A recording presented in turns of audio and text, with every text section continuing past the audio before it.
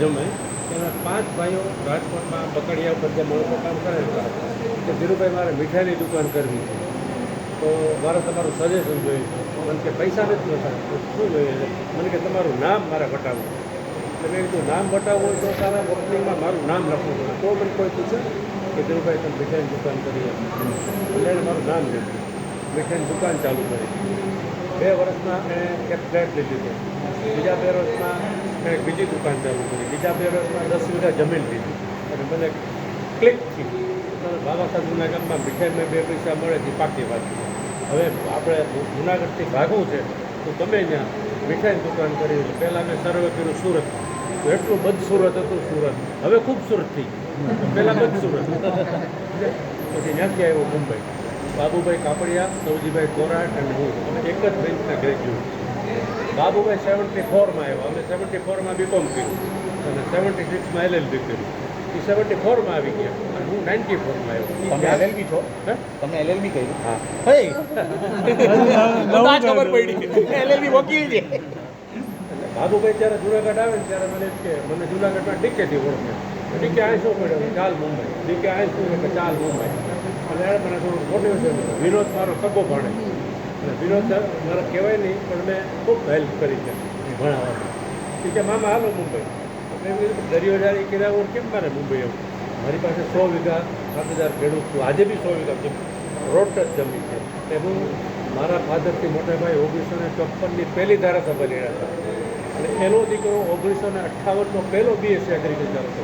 ત્યારે ગુજરાતમાં agriculture college નથી, પુનાથી કીધું. એટલે એજ્યુકેશન અને પોલિટિક્સ બે મારા પરિવારમાં. આ લોકો મને બહુ મોટિવેટ કર્યો. હું આવ્યો મુંબઈ. મુંબઈ આવ્યા પછી અમે ફરતા હતા ત્યાં મારી જૂની જે દહીસરવાળી દુકાન છે ને વિરોધના કાકાજી સુતરાની દુકાન. મને કે મામા આ દુકાન ખાલી પડી છે, તમે કંઈક કરવું હોય તો મેં જોઈ દુકાન કીધું ને આપણે મીઠાઈની દુકાન ચાલુ કરી. મીઠાઈની દુકાન ચાલુ કરવા પાછળના કારણો એમ દુકાનથી એવી ધગસ સાથે નીકળ્યો હતો. નહીં વેચાય ને તો 3 મારા દીકરા, હું 2 ભાઈના દીકરા. દહીસર, બોરીવલી, ગાંધીવલી, ગોરેગાંવ, મલાડ સુધી રાજકોટના પેંડાલીઓ આખું ડીશ મારી રેલવે સ્ટેશન પર ઊભું રહેવું છે. રાજકોટના પેંડાલી છે, જવું છે મુંબઈ. આવી એક ધગસ સાથે મુંબઈ અને દુકાન ચાલુ કરી. જેને મેં સપોર્ટ કર્યો તો એને મેં કીધું હવે મારે તારા સપોર્ટ કર્યો. એટલે મારા પરિવારનો કોઈ મીઠાઈ બનાવી ગયો અને એ 15 દિવસ આવ્યા બધું સરસ સામાન બકડિયા ડીશ નાનતે બધું ચાલુ કરી. અને આપણે એક જ ફોકસ હતી ક્વોલિટી બનાવી છે. પહેલે જ દિવસે મનસુખભાઈ ડેલી અને બાબુભાઈનું એવડું ગ્રુપ આવ્યું હતું. 12 વાગે બધી મીઠાઈ ખલાસ થઈ ગઈ. આપણને ખબર નથી કે લોકો મીઠાઈ લઈ જાય. ખલાસ થઈ ગઈ અને પહેલી દિવાળીએ 80,000નો વેપાર કર્યો તો અમે ગાંડા થઈ ગયા. 95માં? હા, 94માં. 80,000. હવે આજે 2 લાખની એક દુકાન મીઠાઈ વેચે છે. સમજ્યા? રાજી થઈ ગયા. પછી એક આ દુકાનનો મોટો બેનિફિટ એ હતો કે દરેક વસ્તુ 1 મહિનો ઉધાર મળે. લાઇટ બિલ 1 મહિનો ઉધાર મળે, ભાડું 1 મહિનો ઉધાર મળે, પગાર 1 મહિનો ઉધાર મળે, બેસન 1 મહિનો ઉધાર મળે, વેચવાનું રોકડા. એટલે ઓછા પૈસા હોય અને ધંધો કરવો હોય તો કસ્ટમર છે ને આપણા કાઉન્ટર ઉપર આવવા જોઈએ. આપણે બીજાના કાઉન્ટર ઉપર જઈએ તો આપણને કાપી ઉધાર માગે, પૈસા કાપી લે, મોડા વહેલા એટલે કરે. એટલે આપણે એવો ધંધો એમાંનો એક આ સિલેક્ટ થઈ અને ડે બાય ડે એક વિઝન હતું કંઈક કરી બતાવવું હતું.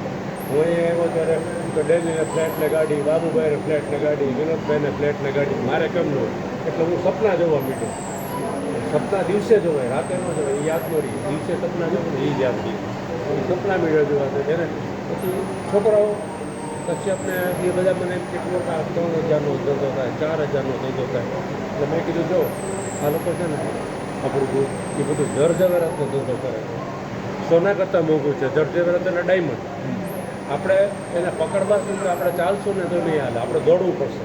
તો આજે નહીં તો 20 વર્ષ એટલે પકડી નહીં શકીએ તો કંઈ નહીં, લગોલગ આવી જશે, ઘરે તો આવી જશે. એવી એ લોકોને બધાને મોટિવેટ કર્યા અને એ બધા લાગી પડ્યા. પછી બોરીવલી દુકાન કરવાની હતી તો મારો પિંજલ બોરીવલી બેસે ને કે પપ્પા આપણે બીજી લાઈન સિલેક્ટ કરીએ. તો મેં કીધું જો કોઈ પણ ધંધામાં સેટ થઈ ગયા હોય ને તો બીજી લાઈન સિલેક્ટ કરી તો બે બગડે. આપણે મીઠાઈની દુકાન બોરીવલી કરી, તારે ત્યાં બેસવાનું. એને મેં 6 મહિના મારા બનાવી મલાડમાં કપડાની રેડીમેડ દુકાન છે. મેં એને 6 મહિના ટ્રેનિંગ ત્યાં મૂક્યું. કીધું આને કચરો સાફ કરાવજે, પાણી ભરાવજે, ચા પીવડાવજે, કરાવજે, બધું કામ કરાવજે. લેબર છે ને એવું કામ કરાવજે. એટલે એ બેઝિક ખબર પડે કે મારા બિઝનેસ દુકાન ચલાવતા ખબર પડે. એને જ્યાં ટ્રેનિંગ કરીને બોરીવલી દુકાન કરી. પછી ઉપરવાળાનો સાથ અને આપણું વિઝન બે સાથે મળ્યા અને ગાડી આગળ વધારી. હવે એના માટે હું ખાસ મારા માટે તમારી પાસે હોય નહીં તો વાંચજો. હું આવી ઘણી બધી બુક વાંચું છું. એક તો પટેલ ધ લેન્ડલોર્ડ છે ને, હા હા, એમાં મારો આર્ટિકલ છે. નરેશ શાહે લખ્યો છે. એ મારી વિઝિટ આવ્યો. મને કે વિનોદભાઈ લઈને મને કે મામા તમને ડર નથી લાગતો? મેં કીધું, ભાડે માણસો મળે એમાં ડર શું લાગે? ભાડે જ કે ભાઈ ને માણસો મહેતા હતા માણસો મળે એમાં ડર શું લાગે?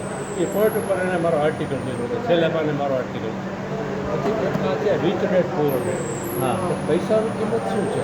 તમે વાંચીશ કોઈ?